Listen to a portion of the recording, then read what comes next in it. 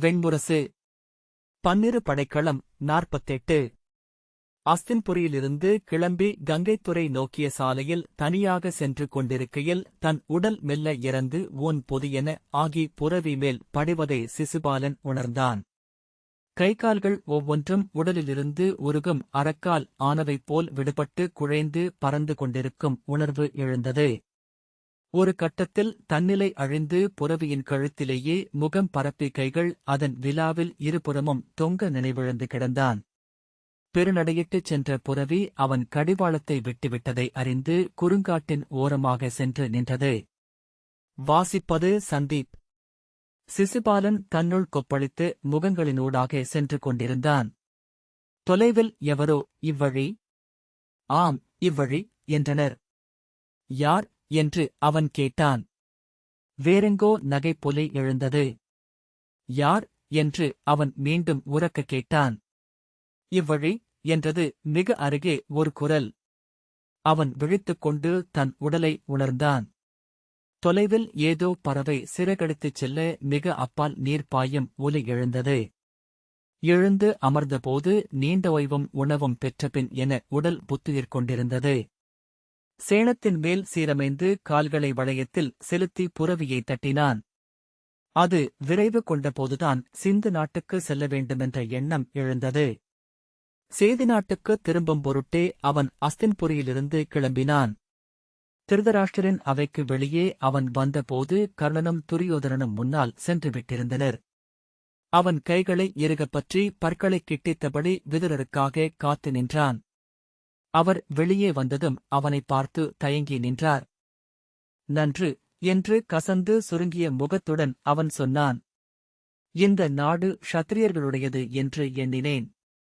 அல்ல என்று இப்போது தெளிந்தேன். விதுரர் புன்னகையுடன் இது குருகுல மூதாதையரின் நாடு. அவர் மைந்தர் ஒத்துவாழும் நிலம் என்றார். இனி இங்கு நான் இருப்பதில் பொருளில்லை. இன்றே கிளம்புகிறேன். விதுரரே, பாரத வருஷத்தில் க்ஷத்திரிய நாடென்பது அஸ்தினபுரி மட்டுமல்ல, கூர்ஜரமும் சேதியும் விதர்ப்பமும் சிந்துவும் வல்லமை கொண்டிருக்கின்றன. அங்கு செல்கிறேன். அவர்களை திரட்டுகிறேன். ஜராசந்தரின் இறப்புக்கு நிகரீடு செய்ய முடியுமா என்று பார்க்கிறேன் என்றான். விதுரர் புன்னகையுடன் நன்று என்றார். சிசுபாலன் தன் பேச்சு அதன் சினத்தை தவிர்த்தால் சிறுவனின் வீம்பு போல ஒலிப்பதை உணர்ந்து மேலும் சினம் கொண்டு காற்றில் சீரும் வாளோசையுடன் சால்வையைச் சுழற்றி தோளில் இட்டபடி 2 அடிகள் சென்று திரும்பி அவ்வாறு க்ஷத்திரிய நாடுகள் எழுந்து அந்த யாதவ இழிமகனின் நகர்களை அழைக்கும்போது அதனுடன் சேர்ந்து உறவு நாடென அஸ்தினபுரியும் அழியும். அதை நினைவில் கொள்ளுங்கள். செயலாற்றாது இருக்கும் உடலுறுப்பு சொம்பும். உயிர் இழந்து அழுகும் இந்நகரம் என்றோ செயலிழந்துவிட்டது. இதன் அழுகல் மனத்தை இத்தெருக்கள் அனைத்திலும் உணர்கிறேன். இதை வீழ்த்த ஒருநாள் வாளுடன் வருவேன் என்றபின் படியிறங்கிச் சென்றான். தன் அறைக்குச் சென்று உடனே கிளம்பி எவரிடமும் விடைபெறாது நகர் விட்டு கிளம்பினான். ஆனால் கோட்டையை விட்டு வெளியே வந்ததுமே உள்ளம் தளர்வடைந்தது. சேதி நாட்டுக்குச் செல்வதைப் பற்றிய உணர்வே கல்லை தூக்கி எண்ணங்களின் மேல் வைத்தது போலிருந்தது. ஆனால் புத்துணர்வு மீண்டதும் அனைத்தும் எளிதெனத் தோன்றலாயின. ஜெயத்ரதன் மட்டும் ஒத்துழைத்தால் போதும். ஒரு படை எழுந்தால் பிற க்ஷத்திரியர் வாழாவிருக்க முடியாது. அது அவர்களுக்கு தங்கள் க்ஷத்திரிய படைவீரர் நடுவே தீராப்பழியை ஏற்றி வைக்கும். சுதத்திரிக்கான வழியிலேயே சேதி நாட்டு ஒற்றனொருவனை சந்தித்தான். அவனிடம் சேதி நாட்டுக்கு செய்தி அனுப்பிவிட்டு சுதத்திரியின் கரைக்குச் சென்று படகில் ஆற்றைக் கடந்து வணிகர் குழு ஒன்றிலிருந்து பொதுப்புறவியைப் பெற்று பயணம் செய்தான். சிந்து நிலத்தின் மென்பூழி உடம்பெல்லாம் படிந்து செம்மண்டரிகளாக சுருண்டு தொங்கிய தாடியும் தலைமயிருமாக 7ஆம் நாள் சிந்துவின் தலைநகரான விருஷதர்புரத்தை சென்றடைந்தான். சேற்றுப்பாறை கற்களை வெட்டி அடுக்கிக் கட்டப்பட்டிருந்த விருஷதர்புரத்தின் கோட்டை மண்ணிலிருந்து உந்தி எழுந்தது போலிருந்தது. அதன் வாயிலில் அவன் கணையாழியைப் பார்த்த காவலர் அவனை நோக்கித் திகைத்து பின்பு தலைவணங்கினர். அவன் உள்ளே நுழைந்ததுமே அவன் வருகையை அறிவிக்கும் முரசொலிகள் கோட்டை மேல் எழுந்தன. அவன் நகருக்குள் சென்றதும் அவனுக்குப் பின்னால் சற்று தொலைவில் சிந்துவின் காவலர் தலைவன் புரவியில் வந்தான். அரண்மனை வாயிலிலேயே அவனை எதிர்கொண்ட ஜெயத்ரதன் கைவிரித்து வந்து தழுவிக்கொண்டு, வருக சேதி நாட்டரசே. தாங்கள் முதல் முறை இந்நகருக்குள் நுழையும்போது அதை ஒரு பெருவிழாவென எடுக்க வேண்டுமென்று எண்ணியிருந்தேன். எதிர்பாராமல் வந்து திகைக்க வைக்கிறீர்கள் என்றான். அப்புன்னகையும் தழுவலும் சிசுபாலன் உடலை எரியச் செய்தன. சினத்துடன், நான் இங்கு விருந்து கொண்டாட வரவில்லை சைந்தவரே என்றான். நம்முடன் விருந்து கொண்டாடி தோள்தழுவி மகிழ்ந்த ஒருவன் கொல்லப்பட்டிருக்கிறான். இங்கு இருந்து நாம் பேசும் ஒவ்வொரு இன்சொல்லும் அவனுக்கெதிரானது. ஒவ்வொரு உணவு கவளமும் அவன் குருதி படிந்தது. ஜெயத்ரதனின் முகம் இறுகியது. ஆம் சிசுபாலரே, அச்செய்தியிலிருந்து மீள எனக்கு 2 வாரமாகியது. அந்நாட்களில் இங்கு மழை பெருகி வழிந்து நதிகளில் வெள்ளம் நகர் புகுந்தது. என் படை முகாம்கள் அனைத்தையும் இடமாற்றம் செய்ய வேண்டியிருந்தது. இடிந்த இல்லங்களை சீரமைத்து கூரைகளை செப்பனிட்டு முடிப்பதற்குள் கார்த்திகை எழுந்தது. அச்செயல்கள் இல்லையென்றால் ஒருவேளை சினத்தில் மெய்மறந்து படை கொண்டு எழுந்திருப்பேன்.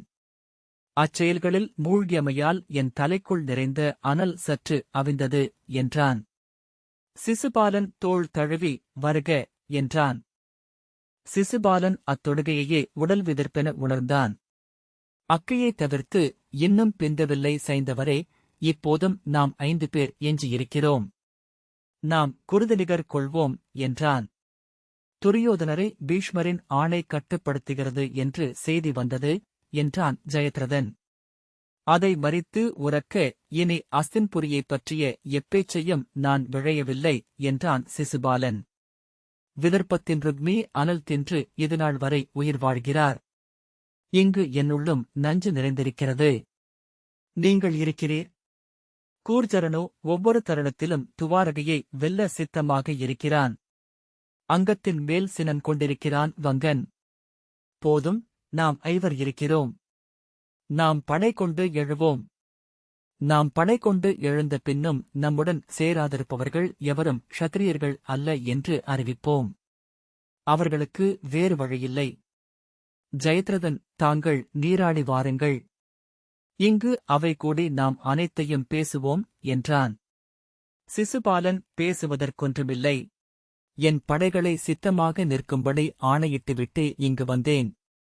தங்கள் படைகள் சித்தமா என்பதையன்றி பிறிததையும் நான் விழையவில்லை என்றான்.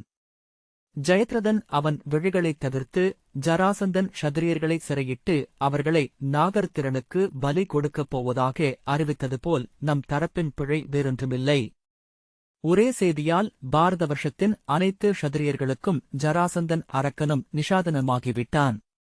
அவன் பொருட்டு படை கொண்டு செல்ல க்ஷத்திரியர்களை நாம் அழைப்பது இன்று இயலாது என்றான். அவனை பேசவிடாமல் உரக்க கூவினான் சிசுபாலன், நாம் படை கொண்டு செல்வோம். போர் நமக்கும் யாதவர்களுக்கும் என்னும்போது க்ஷத்திரியர்கள் என்ன நிலைப்பாடு எடுக்கிறார்கள் என்று பார்ப்போம். தணிந்த குரலில் சற்றே சலிப்புடன், தாங்கள் நீராடி வருக என்றான் ஜெயத்ரதன். அச்சலிப்பை உணராமல், இதுவே தருணம். இதை விட்டால் நாம் வீழ்வோம். நம் புகழ் அழியும் என்று சிசுபாலன் கூவினான். ஆம், பேசுவோம் என்றான் ஜெயத்ரதன். சிசுபாலன் ஜெயத்ரதனின் மாளிகைக்குச் சென்று நீராடி உணவுண்டு முடிக்கையிலேயே களைப்பு மிகுந்து உடல் சரிவதை உணர்ந்தான். எழுந்து மஞ்சத்துக்கு செல்வதற்குள்ளாகவே தலைக்குள் துயில் நிறைந்து எண்ணங்கள் மயங்கி இடமும் காலமும் அகன்றன.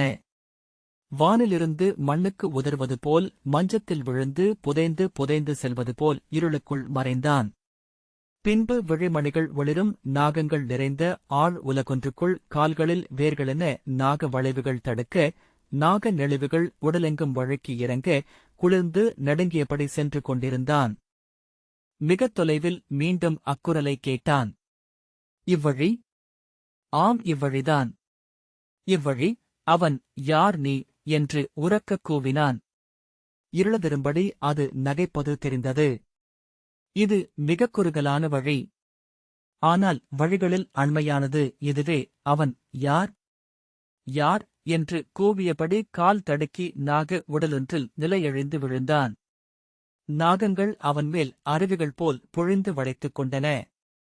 நாக நெளிவுகளில் நீச்சலிட்டு எழுந்து கரை நீண்டிருந்த விழுதொன்றைப் பற்றி ஏறி அதுவும் ஒரு நாகம் என்று உணர்ந்து பிறிதொரு ஆலமரத்தைத் தழுவி அதன் கிளைகளில் ஏறி அதுவும் ஒரு பெருநாகமென்றொடர்ந்தான்.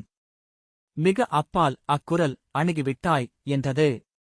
யார் யாரது என்று உரக்க கூவியபடி அவன் விழித்துக் கொண்டான். புலரி ஒளி சாளரத்தினூடாக உள்ளே விழுந்து கிடந்தது. எங்கிருக்கிறோம் என ஒரு கணம் திகைத்தபின் எழுந்து மஞ்சத்தை அறைந்து ஏவலனை அழைத்தான். எவ்வளவு நேரமாயிற்று என்றான். தாங்கள் நேற்று பிற்பகல் முதல் துயின்று கொண்டிருக்கிறீர்கள் அரசே. தங்களை எழுப்ப வேண்டாமென்றார் அமைச்சர் என்றான் ஏவலன். பாய்ந்து எழுந்து நான் அரசரை பார்த்தாக வேண்டும் உடனே என்றான் சிசுபாலன். தெரிவிக்கிறேன் என்றபடி ஏவலன் விரைந்தான். என் நீராட்டரை ஒருக்குங்கள், ஆடைகளை எடுங்கள் என்று அவன் இறைந்தான். நீராடி உணவுண்டு ஆடைகள் மாற்றிக்கொண்டு அவன் ஜெயத்ரதனின் மந்தன அறைக்கு சென்றபோது அங்கே அவன் அமைச்சர்கள் அனைவரும் இருந்தனர். உள்ளே நுழைந்து முகமன் சொல்லி ஜெயத்ரதனை வணங்கிய பின் பீடத்தில் அமர்ந்தான். அவன் பேசத் தொடங்குவதற்குள் ஜெயத்ரன் நேற்று அஸ்தின்புரியிலிருந்து விரிவான செய்தி வந்துவிட்டது என்றான். அதை தங்களுக்கு அறிவிக்கும் பொருட்டு இங்கு அமைச்சர் அனைவரையும் வரச் சொன்னேன். வந்திருப்பது பீஷ்மரின் ஆணை. அது என்னையும் கட்டுப்படுத்தும். ஜெயத்ரதனை நோக்கி மூச்சு சீறியபடி எழுந்து என்ன சொல்கிறீர் சைந்தவரே என்றான் சிசுபாலன். நான் கௌரவர்களின் உறவரசன். விதுரரின் ஆணை தெளிவாக உள்ளது. பீஷ்மரின் சொல் அஸ்தினபுரியை ஆள்கிறது. அதன் துணை அரசுகளையும் உறவரசுகளையும் ஆள்வது அதுவே. அதை மீறினேன் என்றால் நான் முதலில் படை நிறுத்த வேண்டியது அஸ்தின்புரிக்கெதிராக என்றான் ஜெயத்ரதன். அமைச்சர்களும் அதையே சொல்கிறார்கள். சிசுபாலன் சிறுமை. இது சிறுமையின் எல்லை என்று குரல் உடைய கூச்சலிட்டான். ஜெயத்ரதரே, சைந்தவம் உங்கள் அரசு. இந்த மணிமுடி உங்களுடையது அல்லவா என்றான். ஆம், என் அரசு என்னுடையதாக இருப்பதற்கு அஸ்தினபுரியே அடிப்படை. நீங்கள் அறிவீர்கள் என்னைச் சூழ்ந்திருக்கும் நாடுகள் என்னவென்று. அப்பால் இருக்கிறது காந்தாரம். கூர்ஜரன் இன்று வரை என்னை நண்பனாக ஏற்கவில்லை. சிபிநாடும் சௌவேரர்களும் என்னால் முன்பு வெல்லப்பட்டவர்கள். அஸ்தினபுரியுடனான குருதி உறவே இவர்கள் நடுவே என் கொடி தாழாது எழுந்து பறக்க வைக்கிறது. சிசுபாலன் நடுவே புகுந்து பேச கையெடுக்க ஜெயத்ரதன் கையை ஆட்டி மறித்து பொறுத்தருள்க சிசுபாலரே. அஸ்தினபுரியுடன் நிற்பதன்றி எனக்கு வேறு வழியில்லை. என் அமைச்சர்களும் சொல்வது அதுவே என்றான். மீண்டும் சிசுபாலனை கையமர்த்தி மகதரின் தழுவல் உங்கள் தோள்களில் இருக்கிறது என்றீர்கள். என் தோள்களிலும் அதுவே உள்ளது. அவருக்கு நான் செய்யும் கடன் ஒன்றுள்ளது. தருணம் வர காத்திருக்கிறேன் என்றான். காத்திருத்தல் அது நாய்களின் வழி. நான் சிம்மம்.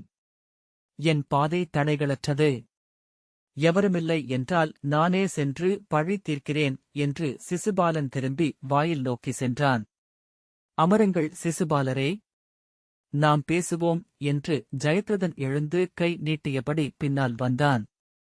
இனி எவரிடமும் பேசுவதற்கேதுமில்லை என்றபின் அறைவிட்டு வெளியே சென்றான் சிசுபாலன்.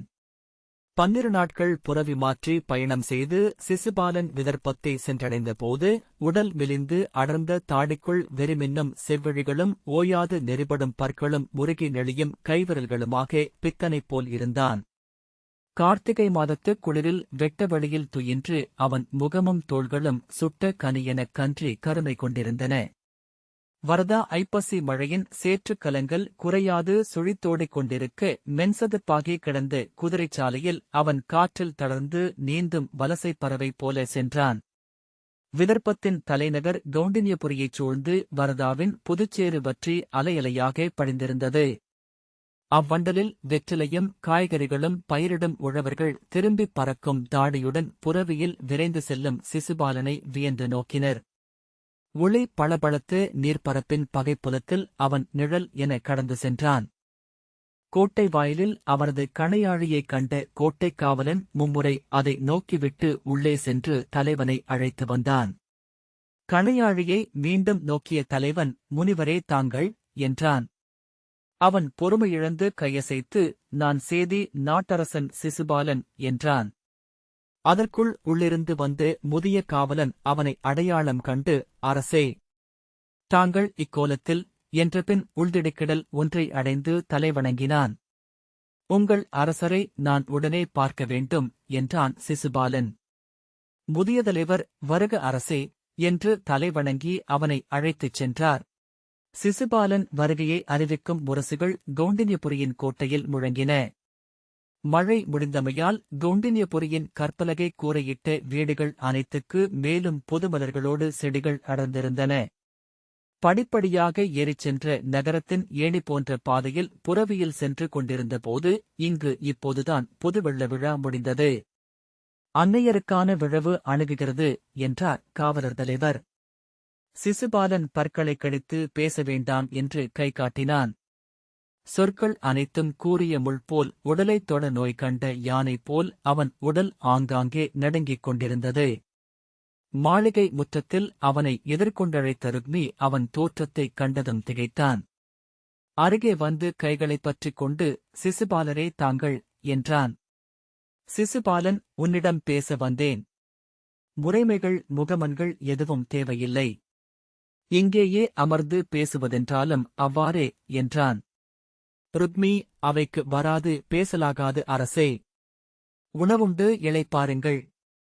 பேசுவோம் என்றான். உணவும் இளைப்பாறலும் இப்போதில்லை. உன் சொல் கேட்ட பின்னரே என் நகரில் நீர் அருந்துவதா என்று நான் முடிவெடுக்க வேண்டும் என்றான் சிசுபாலன். ருக்மி, அரசே, நான் என்றும் தங்கள் நண்பன். சேதி நாட்டு அரண்மனையில் பல நாள் விருந்துண்டவன். என் நகரில் நீரருந்துவதில் உங்களுக்கென்ன தடை என்றான். ஆம், அருந்துகிறேன். வரதாவின் நீரனைத்தையும் குடித்து வற்றச் செய்கிறேன். ஆனால் அதற்கு முன் உன் சொல் ஒன்று போதும் என்றான் சிசுபாலன். அதைக் கேட்காது என்னால் எதையும் உளங்கொள்ள முடியாது. சொல். இப்போதே பேசிவிடுவோம். அருகே நின்ற அணுக்கரை ஐயத்துடன் நோக்கிவிட்டு, வருக என்று ருக்மி சிசுபாலனை அழைத்துச் சென்று தன் அறைக்குள் நுழைந்தான். முன்னரே அங்கு இருந்த அமைச்சர்களும் படைத்தலைவர்களும் அவைக்குள் நுழைந்த சிசுபாலன் தோற்றத்தைக் கண்டு திகைத்து ஒருவரை ஒருவர் நோக்கினர். அரியணைக்கு அருகே போடப்பட்ட பீடத்தில் அமர்ந்து கால் மேல் கால் வைத்து, எந்த முகமனும் தேவையில்லை. சொற்கள் சலிப்பூட்டுகின்றன. நான் கோர விழைவது ஒன்றே. இந்திரபிரஸ்தத்தின் மேல் படை கொண்டு செல்ல விதர்ப்பம் என்னுடன் துணை நிற்குமா என்றான். ருக்மி பேசுவதற்குள் தலைமை அமைச்சர், சேதி நாட்டரசரே, விதர்ப்பம் இன்னும் முடி மாற்றம் செய்யவில்லை. பீஷ்மகரே இந்நாட்டின் அரசர். முடிவெடுக்க வேண்டியவர் அவரே என்றார். சிசுபாலன் பாய்ந்தெழுந்து, அவ்வண்ணமெனில் நான் அவரிடம் பேசுகிறேன்.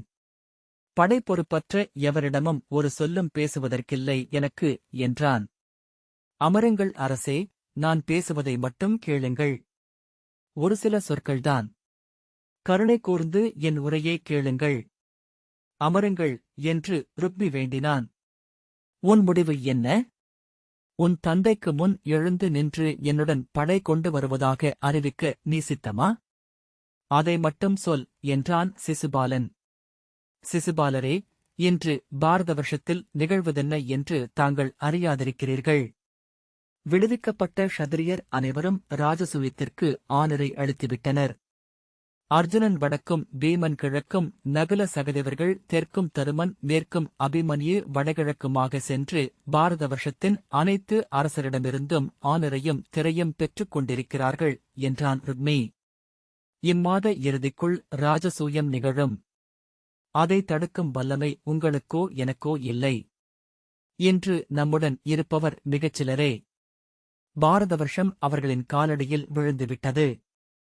அதுதான் உண்மை என்று சொன்ன ருக்மியை தடுத்து வெறிக்குரலில், பாரத வருஷம் விழவில்லை மூடா. எண்ணிச் சில கோழைகள் விழுந்திருக்கிறார்கள்.